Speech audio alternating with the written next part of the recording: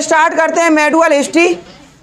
ठीक है, medieval history में स्टार्ट कहाँ से करते हैं? मेडुअल मध्य इतिहास।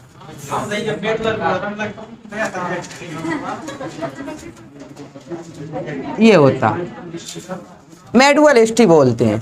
क्लियर?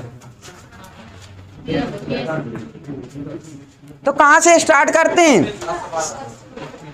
3 आक्रमणकारियों से ही मेडुअल स्टार्ट हो जाती है। बताइए 3 आक्रमणकारी कौन कौन हुए? सबसे पहले मोहम्मद बिन कासिम। ठीक है, 3 आक्रमणकारी हमने कहा। पहले मोहम्मद बिन कासिम,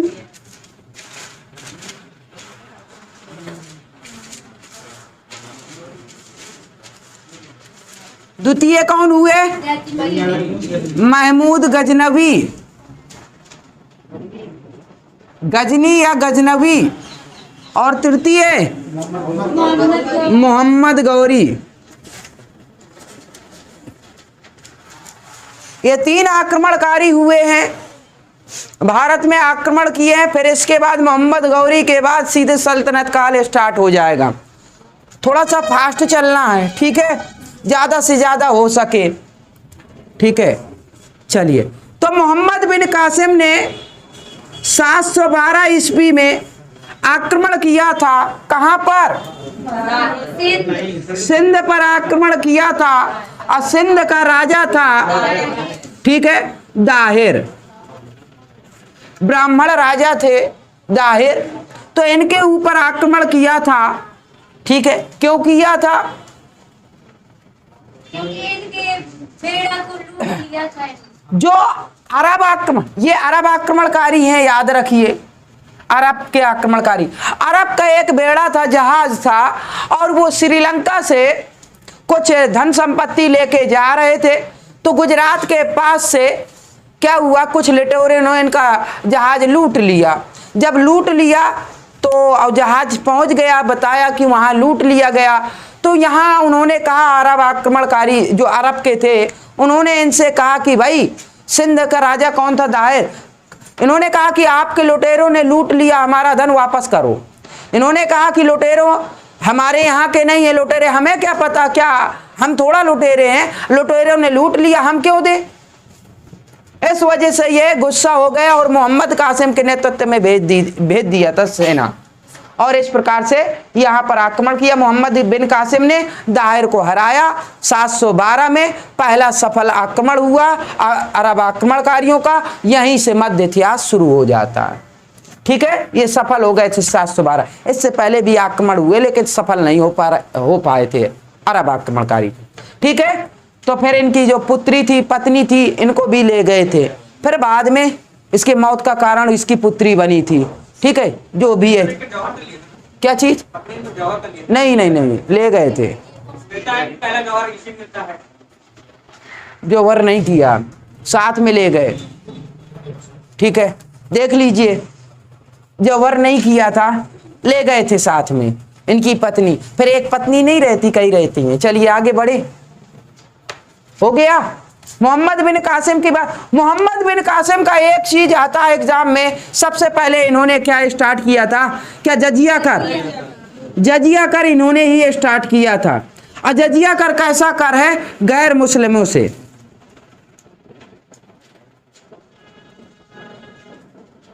गैर मुसलमानों से लिया जाने वाला कर था। गैर मुसलमानों से लिया जाने वाला कर था जजिया कर। ठीक है, अच्छा, मुसलमानों से नहीं लिया जाता, और किससे नहीं? ब्राह्मण से नहीं लिया जाता था, और बच्चों और औरतों से, महिलाओं से नहीं लिया जाता था जब मोहम्मद बिन कासिम ने स्टार्ट किया था। ठीक है, तो जजिया कर गैर मुसलमानों से लिया जाने वाला कर, इतना याद रखिए। ब्राह्मणों से भी नहीं लिया जाता था।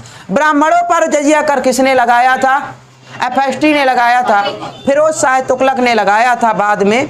ठीक है, सल्तनत काल में पढ़ेंगे। ठीक है, ये चीज हो गया। इनसे नहीं लिया जाता था, मुसलमानों से, ब्राह्मणों से, बच्चों से, महिलाओं से नहीं लिया जाता था ये कर। आते हैं महमूद गजनवी। महमूद गजनवी ने कब आक्रमण किया? 1000 में, लेकिन 1001 का वर्णन मिलता है। ठीक है, महमूद गजनवी 1001 में आक्रमण किया था। कहां पर, किसके खिलाफ? जयपाल के विरुद्ध किया था आक्रमण। जयपाल के विरुद्ध आक्रमण किया था। ठीक है, महमूद गजनवी ने। इसमें सबसे बड़ी खासियत 1001 का आक्रमण और 1025 का आक्रमण, याद रखिए। 1025 ईस्वी में सोमनाथ मंदिर, सोमनाथ मंदिर कहाँ है?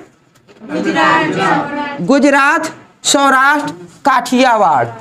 काठियावाड़ में, सौराष्ट्र में गुजरात सोमनाथ मंदिर फेमस है, सोमनाथ मंदिर। ठीक है, हाँ, ये कहते हैं कि ये 7 बार टूटा है फिर बना है। कम से कम टूटा है फिर बना है, फिर टूटा है फिर बना, ऐसे 7 बार टूटा है ये मंदिर। यहां से धन संपत्ति बहुत ढेर सारी ले गया था महमूद गजनवी। महमूद गजनवी ने कुल भारत में कितने आक्रमण किए थे? 17 आक्रमण किए थे। और इसका उद्देश्य क्या था महमूद गजनवी का? मध्य एशिया में शासन करना। मध्य एशिया में शासन करने के लिए सेना होनी चाहिए, और सेना के खर्चे के लिए रुपए होने चाहिए, और धन की भी अगर बात करें तो इसको पता चला कि भारत में बहुत सा धन है, इस वजह से ये मात्र धन लूटने के उद्देश्य से भारत में आक्रमण करता था। यहाँ पर उसका शासन करना कोई उद्देश्य नहीं था महमूद गजनवी का। ठीक है, तो ये चीज है। फिर 127 में एक आक्रमण किया था जाटों का, जाटों के विरुद्ध। सही है ना? जाटों के विरुद्ध क्यों आक्रमण किया था? जब सोमनाथ मंदिर लूट के 1025 में जा रहा था तो पीछे से जाटों ने क्या किया था? हमला किया और उनका धन, लूटा हुआ धन खुद लूट लिया था। इस वजह से जब पता चला तो कह रहा मैं रुक के बाद में बताऊंगा। ये चले गए, जितना धन मिला उतना ही लेके चले गए, और 1027 में वापस आया, फिर जाटों को मारा, और 1027 में फिर इन्हें जाटों को हराकर और फिर वापस चला गया। 1030 में निपट गया, 1030 में। ठीक है, ये निपट गया। कौन? महमूद गजनवी। महमूद गजनवी के साथ में कुछ व्यक्ति आए थे और उससे क्वेश्चन बनता है हमेशा। महमूद गजनवी के साथ में कौन कौन आए थे? सबसे फेमस व्यक्ति अल बरूनी आए थे। क्या? अल बरूनी क्यों फेमस है? क्योंकि इन्होंने एक पुस्तक लिखी थी और जिसका नाम है किताबुल हिंद। किताबुल हिंद इनकी पुस्तक का नाम है। सही है, यानी भारत की खोज, तारीख हिंद, इसी का नाम है तारीख हिंद। आप लिख सकते हैं तारीख हिंद। ये किसकी पुस्तक है? सीधे पूछा जाता किताबुल हिंद अर्थात तारीख हिंद किसकी पुस्तक है? अल बरूनी। अल बरूनी किसके साथ में आया था? महमूद गजनवी के साथ में आया था। और महमूद गजनवी के साथ में और कौन व्यक्ति आया था? एक तो अल बरूनी हो गए, दूसरे फिरदौसी। ये क्वेश्चन बहुत पूछा जाता है। फिरदौसी ने एक पुस्तक लिखी थी, कौन सी? शाहनामा। तो एक शाहनामा लिखी थी पुस्तक, किसने? फिरदौसी ने। और ये सीधे सीधे पूछा जाता है कि शाहनामा किसने लिखी? तो फिरदौसी ने लिखी। फिरदौसी किसके साथ में आया था? महमूद गजनवी। और कौन आया था गजनी के साथ में? तो उत्बी और बैहाकी, ये 4 लोग आए थे, उत्बी बैहाकी। यानी यहां से क्वेश्चन सीधे सीधे आएगा कि ऑप्शन में आ जाएगा इनमें से एक नहीं देगा, एक दे देगा अबुल फजल। इनमें से अल बरूनी, फिरदौसी, उत्बी और अबुल फजल, इनमें से कौन नहीं महमूद गजनवी के साथ आया था? तो अबुल फजल नवरत्न था किसका? अकबर का। ठीक है, ये 4 लोग आए थे, याद रखिए। इसके साथ में महान व्यक्ति हैं ये चारों के चारों। ठीक है, ऐसा पूछा जाता है। ठीक है, कुतबी जो था, उत्बी इतिहासकार था। ठीक है, उत्बी इतिहासकार था यहाँ महमूद गजनवी का। चलिए, तो ये हो गया। इसके बाद आते हैं मोहम्मद गौरी के बारे में। ठीक है, ये हो गया। मोहम्मद गौरी के बारे में देखते हैं। मोहम्मद गौरी ने पहला आक्रमण किया था 1175 में, फिर किया 1178 में। 1178 में बुरी तरह हार गया था। फिर इसके बाद 1191 सबसे फेमस हुआ 1191।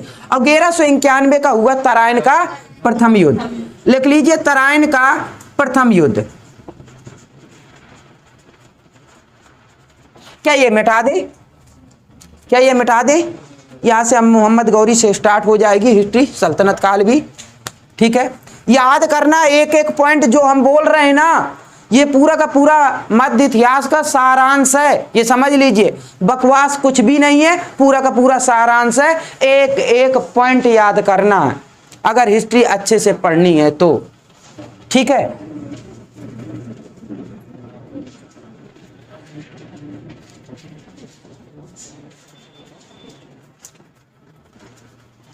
हमने कहा 1191 में क्या हुआ? तराइन का प्रथम युद्ध हुआ। तराइन का प्रथम युद्ध। अब प्रथम युद्ध किसके किसके बीच हुआ था बताइए? पृथ्वीराज चौहान, तृतीय जरूर लगाइए, ठीक है, थर्ड लगा लीजिए। पृथ्वीराज चौहान तृतीय और वर्सेस किसके बीच? मोहम्मद गौरी। ठीक है, मोहम्मद गौरी के बीच में ये युद्ध हुआ था, जिसमें से मोहम्मद गौरी बुरी तरह पराजित हुआ था और ये भाग गया। ठीक है, तो पीठ पीछे छतरी वार नहीं करते, ऐसा मानना था पृथ्वीराज चौहान का। तो पीठ पीछे इसने वार नहीं किया, ये भाग गया। जब वापस भाग गया, ठीक है, तो दोबारा से फिर 1192 में फिर एक आक्रमण होता है तराइन का। लिख लीजिए तराइन का द्वितीय युद्ध। द्वितीय युद्ध किसके किसके बीच? हमने कहा फिर से चौहान तृतीय, पृथ्वीराज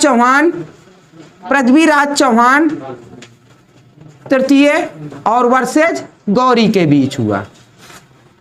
इसमें कौन विजित रहा? इसमें तो चौहान विजित रहा और इसमें गौरी विजित रहे।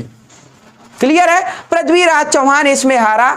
उसी पृथ्वीराज चौहान की बात कर रहे हैं जो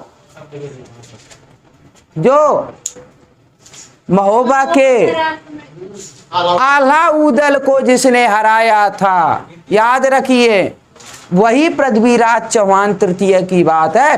दिल्ली से आया था और दिल्ली से आकर यहाँ पर घेरा डाला था। ठीक है, घेरे में कहते हैं ना, इतिहास में जब पढ़ेंगे तो दो सैनिक दो सैनिक बड़ी वीरता के साथ लड़े और दोनों के दोनों मारे गए। कह देते अमर हैं, आला अमर उदल। ठीक है, तो वो एक अलग चीज है, लेकिन वो ऐसा कुछ नहीं है। जो अच्छा, आला खंड जो है किसने लिखा? जगनिक ने लिखा ना। तो बहुत ही जगनिक ने जो लिखा होगा तो ठीक है। और यहाँ पर क्या सुनाया जाता है? शायरा। ठीक है, तो आला उदल की कहानी जो शायरे में सुनाई जाती है ना, तो उसमें बहुत बढ़ा चढ़ा कर कहा जाता है ये इसके अवतार हैं, ये इसके वरदानी है, ये इसका वरदान है, ये इसका वरदान। वो भी अमर, चाहे इंदल हो, चाहे आला हो, चाहे उदल हो। ठीक है, एक से बढ़कर एक कोई परमार। ठीक है, कौन है? मलखान। राजा तो परमार थे ना, राजा परिमार्दी देव थे, उसी के तो ये सेना थी। ठीक है, मलखान भी थे एक उनमें से। ठीक है, इन्हीं के दादा जो भी हो, चलिए ठीक है, जैसा भी है। बाकी ऐसा कुछ नहीं मिलता कि ये अमर है, मारे नहीं गए, ये दोनों के दोनों वीर मारे गए थे, ऐसा है। लेकिन ये महोबा की कहानी है, हमारे आला उदल की कहानी है, आज भी अमर हो गए, इतिहास में नाम कर गए दो वीर जो थे महोबा के। ठीक है, और महोबा इसीलिए जाना जाता है। ठीक है, आगे ये महोबे की कहानी है। ठीक है, जब कभी समय मिलेगा तो शायरा सुनाएंगे। ठीक है, अभी नहीं सुना रहे। ठीक है, शायरा का समय आने दीजिए तो फिर कभी सुनाएंगे। हाँ, जब टाइम आएगा तो फिर सुनाएंगे। ठीक है, चलिए 1192 में तराइन का द्वितीय युद्ध हुआ। पृथ्वीराज चौहान तृतीय और गौरी के बीच में गौरी इसमें विजित हुआ। ठीक, आगे बढ़े। 1194 में एक युद्ध और हुआ, चंदावर का युद्ध। चंदावर का युद्ध कौन जीता? मोहम्मद गौरी किसके बीच? जयचंद्र और वर्सेज मोहम्मद गौरी के बीच में। लिख लीजिए, गौरी के बीच में, जिसमें गौरी विजित हुआ। ठीक है, ये जयचंद्र कौन है? जयचंद्र जैसे जयचंद्र है, ठीक है, मुहावरे में इसका नाम आता है, इसी जयचंद्र की बात होती है, याद रखिए। मुहावरा कभी भी क्या है? मुहावरा जयचंद्र नहीं होना चाहिए। जयचंद्र बनने का मतलब, हाँ, दोगला। जैसे घर का भेदी लंका ढाए, एक मुहावरा ये है और एक है जयचंद्र। दो व्यक्ति बहुत खतरनाक है, ये कभी नहीं होना चाहिए। ठीक है, बताइए, विभीषण को भी ऐसा बना दिया, घर का भेदी लंका ढाए। एक तो भगवान श्री राम का साथ दिया और भारत में ये फेमस हो गया, घर का भेदी लंका ढाए। ठीक है, आदमी किसी को नहीं छोड़ते हैं। ठीक है, एक तो साथ का साथ दिया, उतने पर बदनाम अलग से कर दिया। ठीक है, चंदावर का युद्ध जयचंद्र वर्सेस मोहम्मद गौरी के बीच, ठीक है, ये युद्ध हुआ था, चंदावर का युद्ध। अच्छा, इसमें गौरी की जीत हुई। अब जयचंद्र की बात आती है कि जयचंद्र का जो मुहावरा फेमस है, ये क्यों है? हमने कहा द्वितीय जो तराइन का युद्ध हुआ था ना 1192 में, इसने दगा दिया था पृथ्वीराज चौहान तृतीय को। ठीक है, और इसने पूरी बात, इसकी खुफिया बातें पूरी की पूरी बता दी गौरी को, और तब वो 1192 में ये प्रथम युद्ध में जीता पृथ्वीराज चौहान, और इसने जाकर पूरी की पूरी बातें बता दी कि ऐसी जगह से आइए, ऐसी ऐसी बात है, ये सैनिक ऐसा, सब कुछ डिटेल में बता दिया। अब ये दमदारी के साथ में आया था। अब बात आती है जयचंद्र ने ऐसा क्यों किया? ठीक है, अच्छा, ये बात है, जयचंद्र संयोगिता थी ना, संयोगिता इसकी पुत्री थी। जयचंद्र की पुत्री का नाम संयोगिता था, और संयोगिता का कहते अपहरण कर लिया था पृथ्वीराज चौहान थर्ड ने, अपहरण कर लिया था। दरअसल ये बात सही नहीं है, अपहरण नहीं किया था, उसकी पुत्री खुद चली गई थी, तो इसने शादी कर लिया था। ये बात इसे बुरी लग गई, ये अच्छे मित्र थे, बुरी लग गई ये बात। इस वजह से इसने क्या किया कि अब मैं बताता हूं, मैं देखता हूं। इसे अच्छा नहीं लगा कि पुत्री यहाँ है तो खुश रहे। ये गया गौरी से मिल गया। जब गौरी से मिल गया, ठीक है, तो इसे हराया। तो फिर गौरी ने आक्रमण किया। 1194 में चंदावर का युद्ध हुआ, और चंदावर में जयचंद्र के विरुद्ध। जयचंद्र ने कहा ऐसा मेरे साथ क्यों कर रहे हो, मैंने ही तो जिताया यहाँ पर। गौरी ने कहा जब अपने के नहीं हुए तो मेरे क्या होंगे, और उसने आक्रमण किया। ठीक है, और जयचंद्र को भी हराया यहाँ पर। अब बिल्कुल सही है, जो अपने आदमी के नहीं हो सकते, अपने खास व्यक्ति के, वो किसी के हो सकते हैं क्या? किसी के नहीं हो सकते दुनिया में। ठीक है, वो कह नहीं देते। चलिए, वो बात की बात है, अब नहीं देते उदाहरण। 1194 ये हो गया। फिर इसके बाद 1194 में इन्होंने सोचा, इनके साथ में मोहम्मद गौरी के साथ में ना कुछ व्यक्ति थे जो संत महात्मा जिन्हें कहते हैं ना, इनके साथ में थे सूफी संत। सूफी संत थे कौन कौन? एक मोइनुद्दीन चिश्ती थे, और एक थे कुतुबुद्दीन बख्तियार काकी थे। कुतुबुद्दीन बख्तियार काकी और मोइनुद्दीन चिश्ती दो थे। उनका वो कहते थे भाई भारत में क्या करो, शासन करो। मोहम्मद गौरी को लगा कि हाँ ठीक है, लेकिन इन्हें बुला लिया गया वहीं पर। फिर ठीक है, बुला लिया गया कि वहां नहीं, यहाँ वापस आओ। तो इन्होंने क्या किया, अपने गुलाम जो थे सेनापति, उनको यहीं पर छोड़ दिया। उनके गुलाम जो थे मेन कौन थे? कुतुबुद्दीन ऐबक, और भी थे अलग अलग पर। क्या कुबाचा भी था, ठीक है, कुबाचा था। तो इस प्रकार से इन्हें छोड़ दिया यहीं पर कि आप देखिए अभी मैं जा रहा हूं। तो ये चला गया, और जब चला गया तो वहीं पर निपट भी गया। कब निपट गया? 1206 में निपट गया। ठीक है, कौन? गौरी की मृत्यु हो गई 1206 में।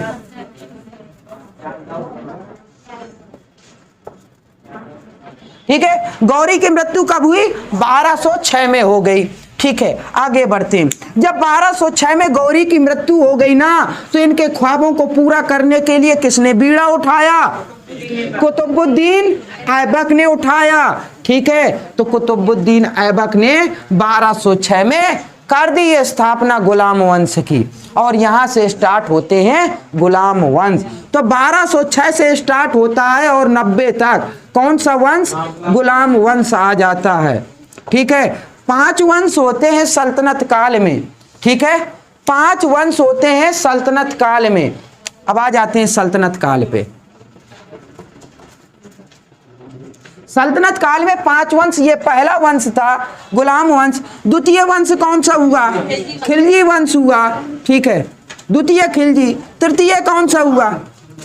तुगलक वंश हुआ। और चौथा कौन सा हुआ? कौन सा? सैयद वंश हुआ। और 5वां लोधी वंश। फिर इसके बाद मुगल वंश आते हैं, तो वो सल्तनत नहीं, लोधी वंश। लोधी नहीं, राजपूत नहीं, ये लोधी है। ठीक है, गुलाम वंश की स्थापना किसने किया? कुतुबुद्दीन ऐबक ने। लिख लीजिए, कुतुबुद्दीन ऐबक, इसने स्थापना की। कब? 1206 में स्थापना कर दी। ठीक है, और कब तक रहा? 1206 से 1210 तक रहा। ठीक है, लिख लीजिए। कुतुबुद्दीन ऐबक ने, हमने कहा कि राजधानी क्या बनाई? लाहौर को राजधानी बनाई। लाहौर राजधानी हुई। और कुतुबुद्दीन ऐबक को किस नाम से जाना जाता था? लाख बख्श के नाम से जाना जाता था। ठीक है, लाख बख्श। लाख बख्श क्यों कहते थे?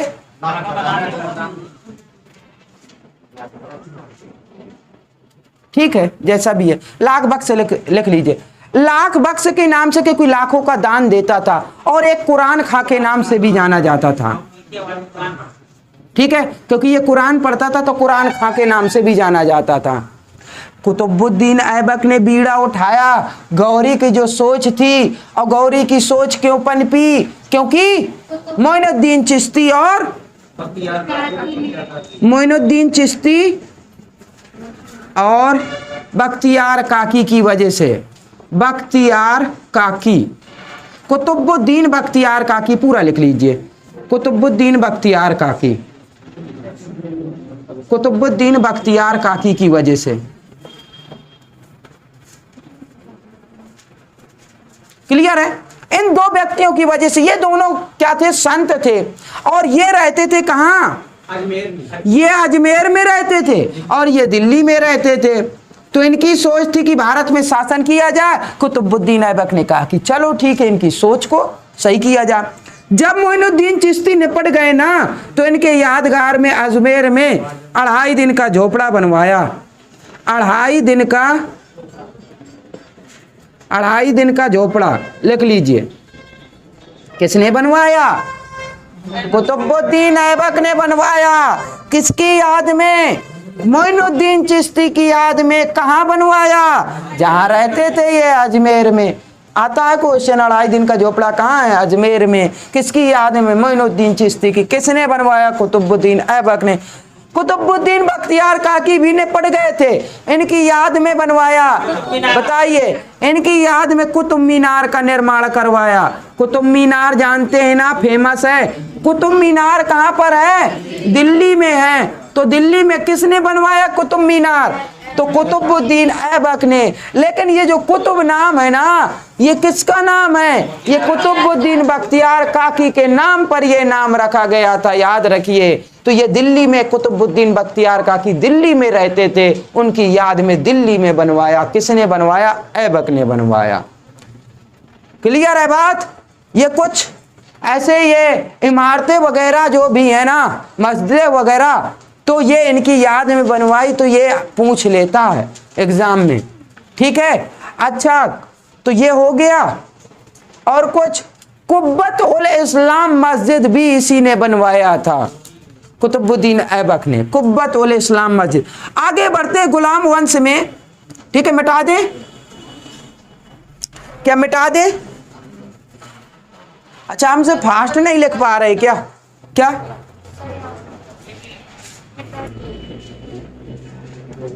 आप लोगों को तो हमसे फास्ट लिखना चाहिए, हम तो मार्कर का यूज कर रहे हैं। ठीक है, चलिए। पहले शासक, द्वितीय शासक। द्वितीय शासक 1210 में जब ये निपट गए ना, कुतुबुद्दीन ऐबक कैसे निपट गए? हाँ, वो पोलो खेल रहे थे। अब पोलो जो खेलते हैं ना, वो घोड़े पर बैठ के खेलते हैं, उसी को चौगान कहते हैं। तो घोड़े पर बैठ के खेल रहे थे, गिर गए घोड़े से, निपट गए। ठीक है, ऐसे थे कुतुबुद्दीन ऐबक। ठीक है, तो कैसे निपटे थे ये पूछता है। कौन सा खेल खेलते हुए सल्तनत काल का वह शासक बताइए जो चौगान खेलते हुए निपटे थे, यानी मृत्यु हुई थी? तो ये है कुतुबुद्दीन ऐबक। क्या? उसी को पोलो कहते हैं, चौगान को ही। क्या चीज? ठीक है, चलिए आगे बढ़ते हैं, आगे बढ़ते हैं। आराम से आ गए। ठीक है, 8 माह के लिए आराम करते रहे। 1210 में आलसी थे, आराम, वही कह रहे हैं, आराम से आराम करते रहे। ये 1210 की बात है, 1210। ठीक है, 11 तक थोड़ा बहुत समय ले लिया। ठीक है, 1210 में इसे निपटा दिया। किसने? इल्तुतमिश ने। भाई आराम करने वाले के यहाँ स्थान नहीं है ना। ठीक है, तो आराम शाह को निपटा दिया किसने? इल्तुतमिश ने। ठीक है, इल्तुतमिश ने निपटा दिया। और इल्तुतमिश 1211 से कब तक रहा? 36 तक रहा शासक। ठीक है, इल्तुतमिश रहा। इल्तुतमिश को ही माना जाता है क्या? ठीक है, गुलाम वंश का वास्तविक संस्थापक। वास्तविक संस्थापक क्लियर है ना? तो वास्तविक संस्थापक कौन हुआ? इल्तुतमिश। और इसने राजधानी क्या बनाई? दिल्ली को राजधानी बनाई थी। ठीक है, दिल्ली राजधानी हुई, दिल्ली राजधानी हो गई, इसने बनाई थी। ठीक,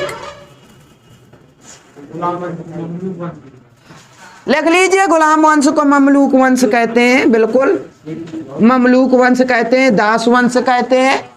ठीक है, हाँ, स्लेव डायनेस्टी, स्लेव इंग्लिश में हो जाएगा, दास भी बोलते हैं, कई नाम होते हैं इनके। ठीक है, गुलामों के तो बहुत से नाम हुआ ही करते हैं। ठीक है, तो ये गुलाम वंश क्यों नाम पड़ा था? मोहम्मद गौरी के ये गुलाम थे जिन्होंने स्थापना की। अब गुलाम पे गुलाम चल रहे थे। ठीक है, कोई बादशाह बचा ही नहीं, इसमें बादशाह बचा ही नहीं, सब गुलाम पे गुलाम थे। ठीक है, प्लेइंग कार्ड खेलते हैं क्या? प्लेइंग कार्ड में होते हैं गुलाम। ठीक है, चलिए, तो ये सब गुलाम पे गुलाम थे। ठीक, हाँ, जोकर जिसे कहते हैं ना। ठीक है, इंग्लिश में। बाकी ये जोकर नहीं थे, खतरनाक थे। ठीक है, आगे देखते हैं। तो इल्तुतमिश ने दिल्ली को राजधानी बनाई और इसे वास्तविक संस्थापक कहा। कुतुबुद्दीन तो संस्थापक हुए किसके? गुलाम वंश के, लेकिन वास्तविक कौन हुए? इल्तुतमिश हुए। ठीक है, ये हो गया।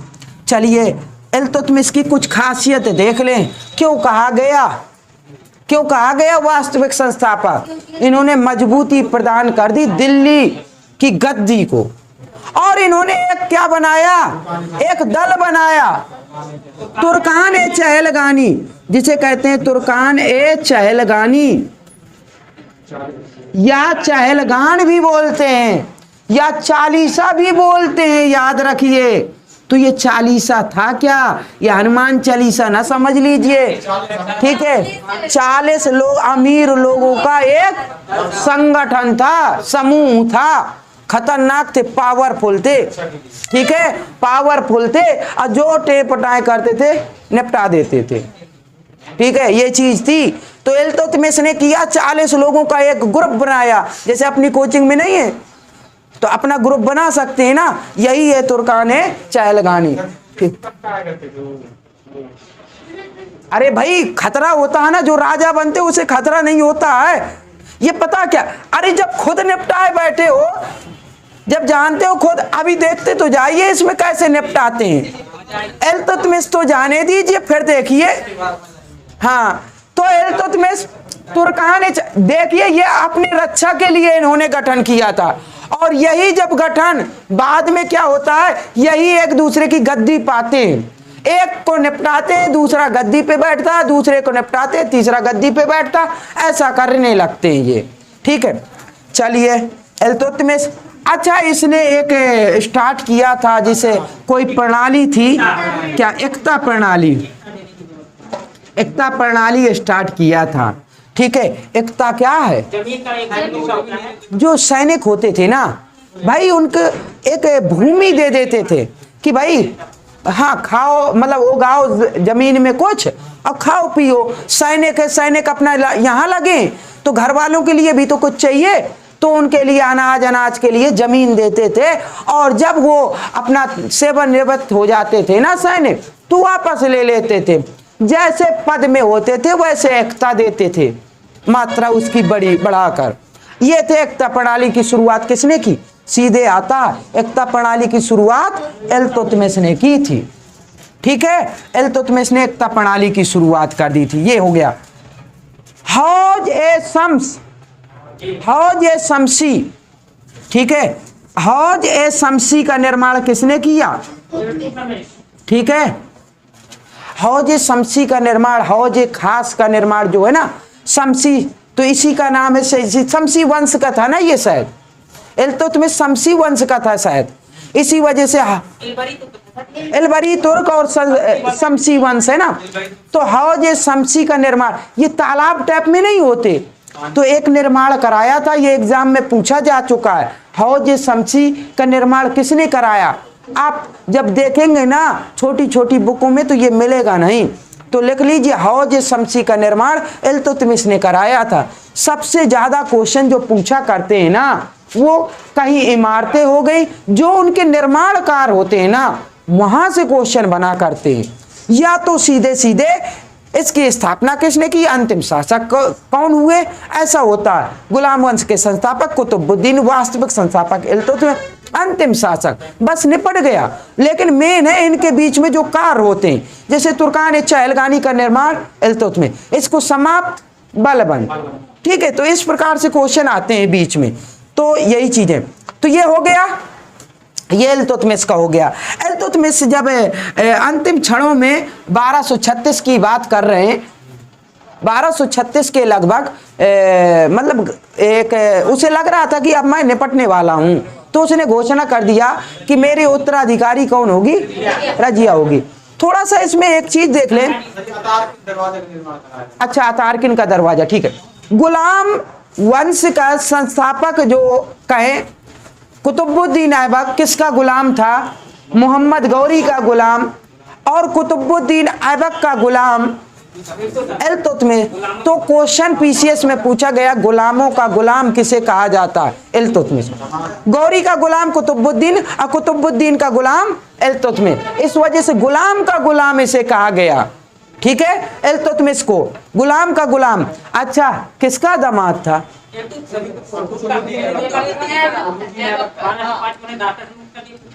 अच्छा तो कुतुबुद्दीन ऐबक का दामाद कौन था, इल्तुतमिश। अच्छा, कुतुबुद्दीन कौन था, अच्छा उसका गुलाम था, उसका दामाद नहीं था। ठीक है, तो गौरी का दामाद था कुतुबुद्दीन, गुलाम था, फिर शादी कर ली उसकी लड़की से तो दामाद हो गया।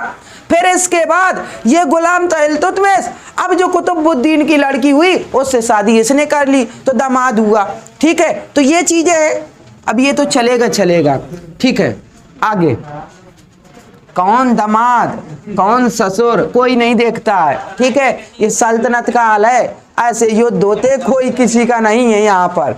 ठीक है, कौन भाई, भाई तो मुगल काल में आया, कौन भाई, किसका भाई, औरंगजेब ने बताया कि भाई आई नहीं होते हैं। ठीक है, हाँ खिलजी चलिए, हाँ आप कह देते कि भाई की पटती नहीं है, पहले सीधे निपटा देते थे, अब तो कम से कम लड़ाई बस होती है, अलग अलग रहते हैं, ये चीज है।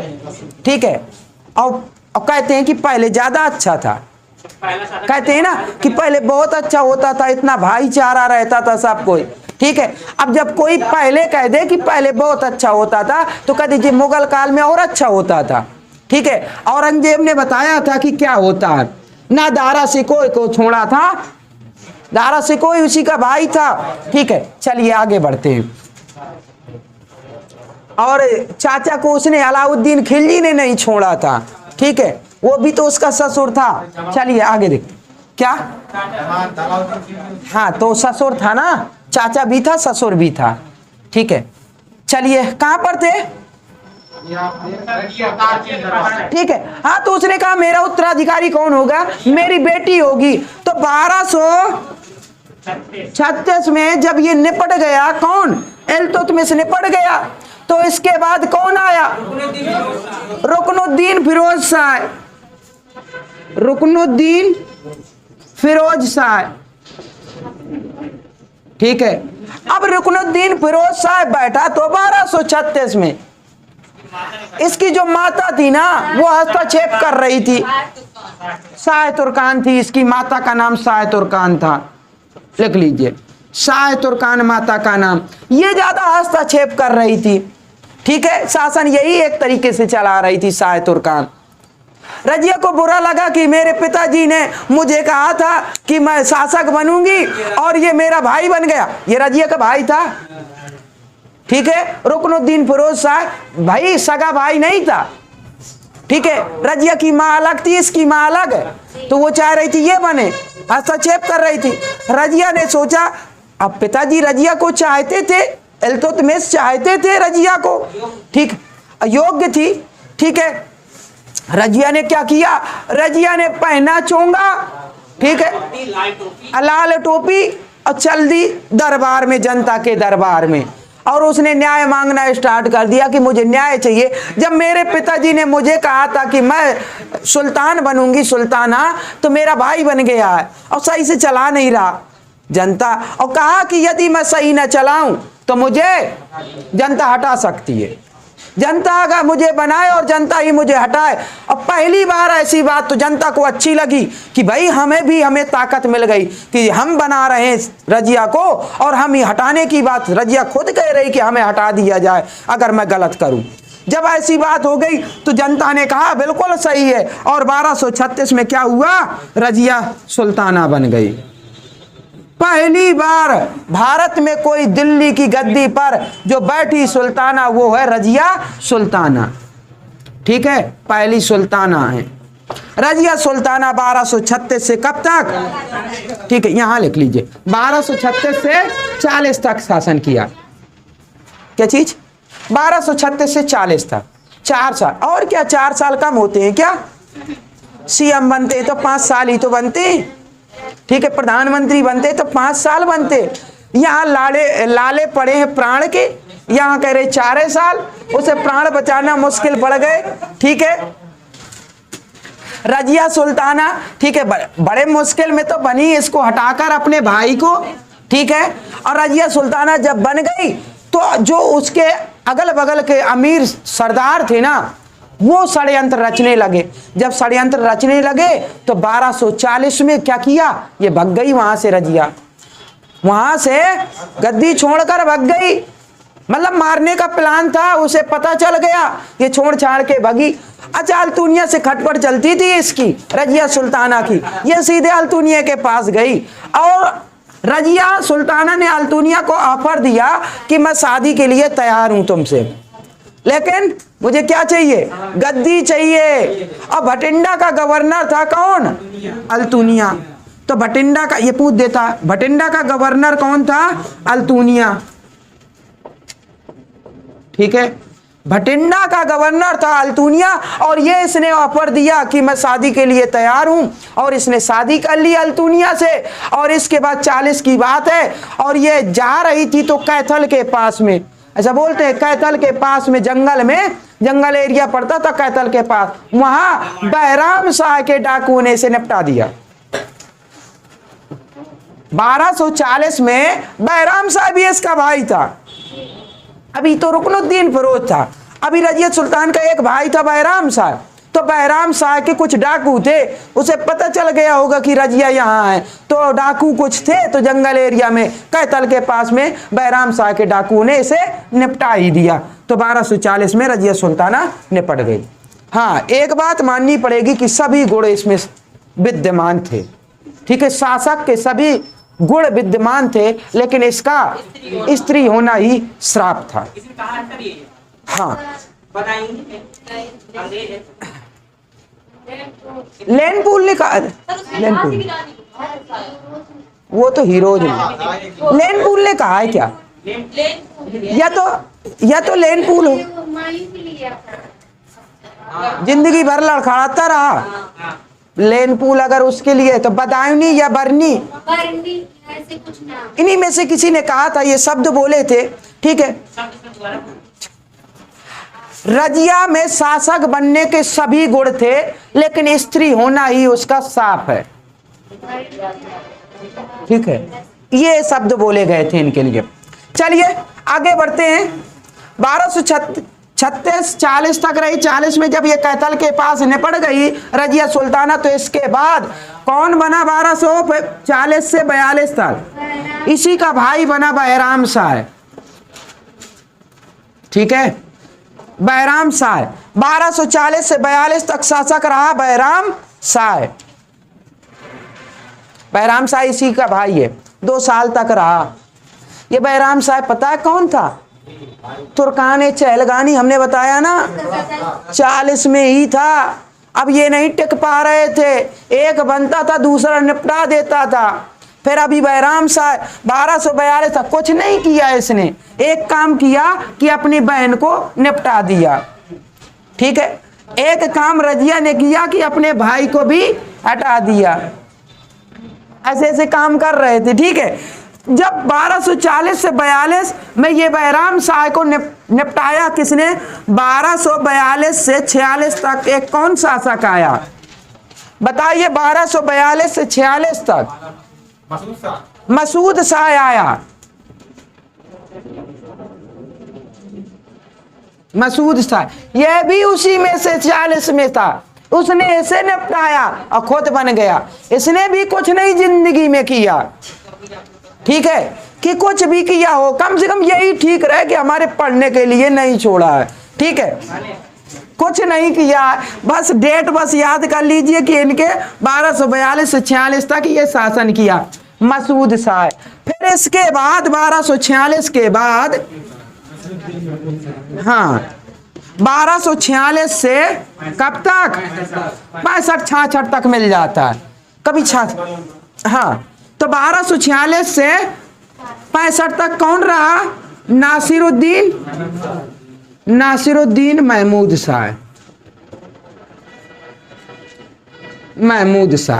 नासिरुद्दीन महमूद शाह बना 1246 से 65। अच्छा, नासिरुद्दीन महमूद वो शासक था जो अपनी टोपी सीकर कुरान की जो आयत होती थी ना, उनसे टोपी सीता था, वो बेचता था, जो रुपए प्राप्त होते थे उसी से अपना गुजारा चलाता था। ये ऐसा शासक हुआ, इस वजह से एग्जाम में पूछ दिया जाता है। क्लियर है? क्या चीज क्लियर है? नासिरुद्दीन महमूद शाह क्यों अति आवश्यक है हमें पढ़ना? क्योंकि ये ससुर भी है किसी का, नहीं दामाद भी है किसी का, बलबन का। ठीक है, तो नासिरुद्दीन महमूद एक तो टोपी सीकर गुजर बसर करता था, कभी भी अपने खजाने से रुपए नहीं निकालता था, ये इसकी खासियत थी। और वहीं इसको बलबन को बहुत मानता था, बलबन को बहुत मानता था। ठीक है, क्या बनाया था? हाँ, ठीक है, बिल्कुल है। और इसके बाद जब उच्च पदों पर, पहले ये धीरे धीरे बढ़ता गया बलबन पदों पर, और यहाँ हस्तक्षेप भी होने लगा काफी। ठीक है, बलबन बहुत, और ये तो तुर्कान चहलगानी का ये भी था बलबन भी, और इसने इल्तुतमिश से लगाकर अभी तक रहा। और कितने शासक आए गए ये पूरा देखता रहा बलबन। उसके दिमाग में पूरी स्टोरी छपी हुई थी कि ऐसा ऐसा हुआ है। उसने कहा ठीक है, तो सबसे पहले क्या किया? अपनी बेटी की शादी की नासिरुद्दीन महमूद से। हो गया ये दामाद। अब जब दामाद हो गया ये, तो अब हस्तक्षेप और बढ़ जाएगा। बलबन का, इसकी पुत्री का, इसके माँ का, सबका बढ़ेगा कि नहीं? जो रिश्तेदार होते हैं वो भी अपने आप को सुल्तान मानते हैं हर जगह। ठीक है, इस वजह से नासिरुद्दीन महमूद तो ठहरा आराम से, उसे क्या लेना देना, टोपी सीकर गुजर बसर कर रहा था। शासन कौन, अब तो उसकी पत्नी चलाएगी ना मेन, और ये बलबन हो गया। अब हस्तक्षेप ज्यादा हो गया। जब हस्तक्षेप ज्यादा हो गया तो क्या हुआ बताइए? उसने उसे मार दिया अपने दबान। नहीं, ऐसा नहीं हुआ था। जब क्या, अरे इनके जो सगे संबंधी थे ना, वो इसके ऊपर ये कह दिया गया कि बलबन और इनका हस्तक्षेप ज्यादा हो गया है, आरोप लगा दिया, बलबन को निष्कासित कर दिया। तो कुछ सालों तक बलबन निष्कासित रहा।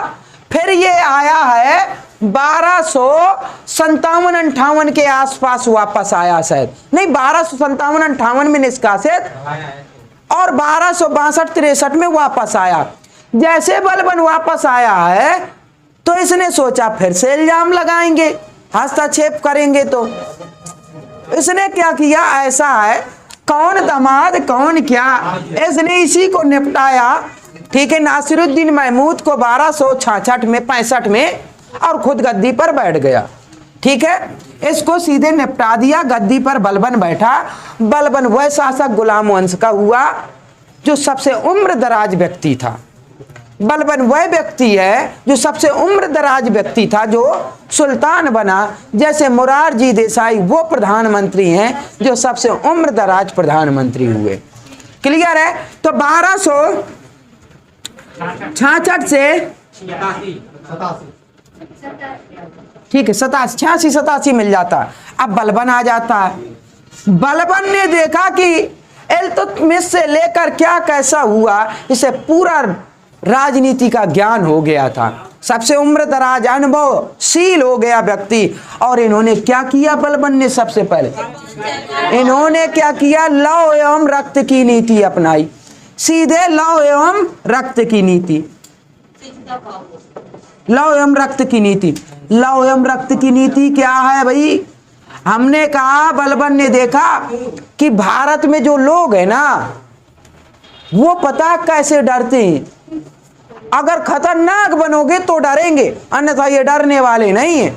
आराम से रहोगे तो आपको निपटा दिया जाएगा। ये बात बिल्कुल सही है। ठीक है, बलबन ये बात समझता था। इसने देखा जो यहाँ से पश्चिम भारत से आए, चाहे आपका मोहम्मद बिन कासिम हो, चाहे गजनी हो और चाहे गौरी हो, ये जब आए हैं ना तो यहाँ पर ये सब लोग दब जाते थे भारत के लोग, और वो सफल रहे। तो इसने एक चीज देखी कि लौ एवं रक्त, बहाओ खून। लौ एवं रक्त की नीति अपनाई कि खून बहाओगे तो आगे बढ़ोगे। और इसने क्या किया, लौ एवं रक्त की नीति अपनाई। और सबसे पहले जो तुर्कान चहलगानी था ना, ठीक है, जो 40 दल था ना, 40 दल वालों को किसी को यहाँ भेजा, किसी को वहां भेजा, और भेज देता था अपने आप की वहां चले जाओ, और वहीं आदमी को लगा देता था, उसे निपटा देता था वहीं। ऐसे सभी पूरा का पूरा 40 दल को ही निपटा दिया था। अब मारो कौन मारेगा, ये जानता था कि 40 दल ही मुझे निपटाएगा, क्योंकि मैं भी उसी में शामिल रहा हूं और देखता रहा हूं कि वहां से यहां तक कितने लोग निपटे हैं। ठीक है, तो 40 दल को ही समाप्त किया, और ये है बलबन ने। क्लियर है बात?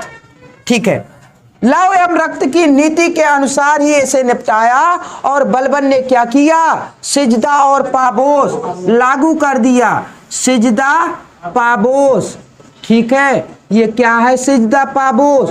हमने कहा सिजदा पाबोस, भाई कोई इज्जत ही नहीं करता।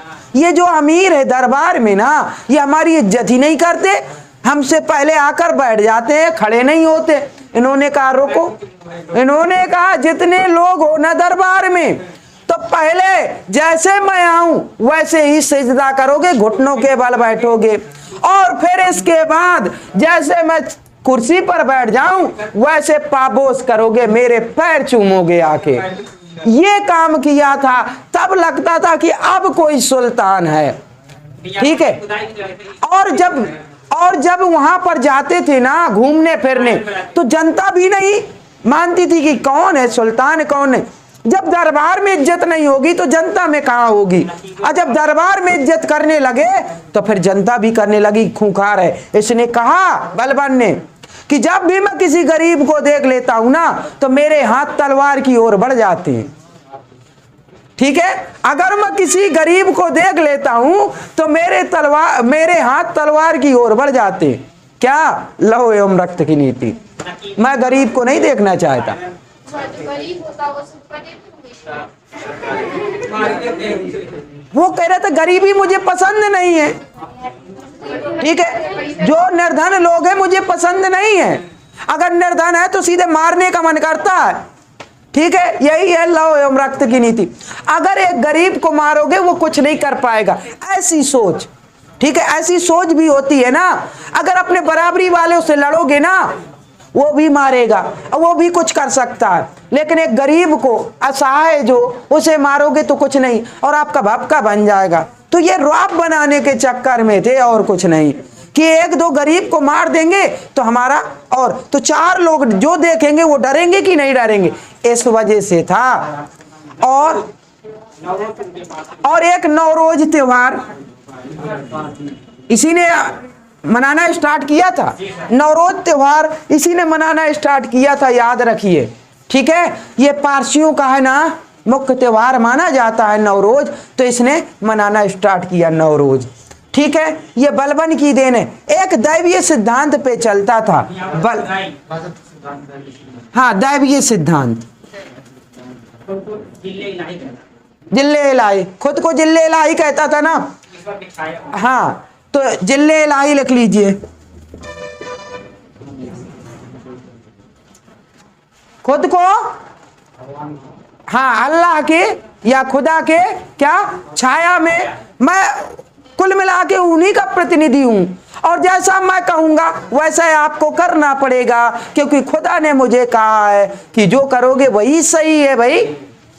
तो अगर खुदा ने मुझे कहा है करने के लिए तो जो मैं कहता हूं वो करो, नहीं तो आप खुदा की अवहेलना करते। ठीक है, ये चीज है दैवीय सिद्धांत, राजत्व सिद्धांत। ठीक है, मैं ही सब कुछ हूं। ठीक है, हाँ, अहम ब्रह्मास्मि, हमारे धर्म में क्या कहते हैं, अहम ब्रह्मास्मि, मैं ही ब्रह्म हूं। जैसा मैं कहूं वैसा मानिए। नहीं करोगे तो फिर भगवान दंड देगा, मुझसे कहेगा भाई भगवान दंड देगा, और जो भगवान मुझसे कहेगा जब मैं उसी का प्रतिनिधि हूं, जो वो मुझसे कहेंगे मैं वो करूंगा ना। ठीक है, तो इस वजह से ये दैवीय सिद्धांत। सबसे पहले व्यक्ति थे बलबन, और बलबन के बाद अपनाया अलाउद्दीन खिलजी, और इसके बाद MBT मोहम्मद बिन तुगलक। 3 व्यक्ति थे जो राजत्व सिद्धांत या दैवीय सिद्धांत अपनाए थे। ठीक है, तो समय हो गया क्या, यहीं तक पहुंच पाए। बलबन के बाद अंतिम शासक तो लिख लीजिए। 1287 के बाद कौन आया, कैकुबाद। 1287 के बाद कैकुबाद, थोड़ा सा और देख लीजिए, कैकुबाद आया 1287 से 90 तक। अब 1290 में, ठीक है लिख लीजिए, 1290 में कैमुअर्स। ठीक है, थोड़ा सा और देख लीजिए। ठीक है, 1287 से 90 तक कैकुबाद। कैकुबाद अच्छा खासा व्यक्ति था। ठीक है, बेचारे को फालिस मार गया। ठीक है, गद्दी पर बैठा था, फालिस मार गया। बाद में लंगड़ा तो हो ही जाएगा, तो लंगड़ा हो गया। बाद में इसको निपटा दिया गया कैकुबाद को। फिर इसके बाद कैमुअर्स को बैठाया गया। इसको किसने निपटाया, जलालुद्दीन फिरोज खिलजी ने। ठीक है, सेनापति था इसका संरक्षक। तो पहले हाँ ठीक है, कैमुअर्स अभी बच्चा ही था। लोगों में हवाबाई हो गई कि कैमुअर्स को मार दिया। ठीक है, अपहरण कर लिया किसने, जलालुद्दीन फिरोज खिलजी ने। ठीक है, गाजी मलिक क्या बोलते थे इसे, कुछ नाम था पहले। ठीक है, जलालुद्दीन फिरोज खिलजी का मलिक अलिक कुछ, गाजी मलिक है नहीं, ऐसे कुछ नाम था। चलिए ठीक है, तो जलालुद्दीन खिलजी इसे ले गया था क्योंकि बच्चा था। क्या, शाइस्ता खां। और अच्छा, अभी और अभी है, शाइस्ता खां कैकुबाद ने उपाधि दी थी। अभी एक और नाम था इसका, कैमुअर्स को ये ले गया था क्योंकि इसका षड्यंत्र रच रहे थे इसे मारने के लिए। तो भाई ले गया ये जलालुद्दीन फिरोज खिलजी। अब इसी में हवा हवाई हो गई कि जलालुद्दीन फिरोज खिलजी मारने के लिए अपहरण कर लिया। तो उसने जब ये देखा कि सब लोग यही मुझे ही कह रहे हैं, तो इसने क्या किया, ले गया, और जब ले गया तो उसे निपटा ही दिया, खुद गद्दी पर बैठ गया और हो गई खिलजी वंश की स्थापना। दो चीजें और समझ लीजिए। कैकुबाद कहते हैं कि पूरे गुलाम वंश में सल्तनत काल में 2 बार शरीयत का उल्लंघन हुआ। शरीयत क्या होती है? शरीयत एक, हाँ, इस्लाम धर्म के कानून की पुस्तक है शरीयत। उसमें कानून के अंतर्गत कहा गया है कि 2 बार शरीयत का उल्लंघन हुआ सल्तनत काल में। एक बार रजिया का सुल्तान बनना और एक कैकुबाद का लंगड़ा होते हुए भी सुल्तान बनना। मतलब उसमें कहा गया है कि कोई विकलांग लंगड़ा सुल्तान नहीं बन सकता और कोई महिला सुल्तान नहीं बन सकती। इस वजह से रजिया का महिला होते हुए सुल्तान बनना ये शरीयत का उल्लंघन हुआ। कैकुबाद का लंगड़ा होकर भी सुल्तान बनना ये शरीयत का उल्लंघन है। पूरा का पूरा सल्तनत काल में 2 बार उल्लंघन यही है। और इसी के साथ अब समाप्त करते हैं।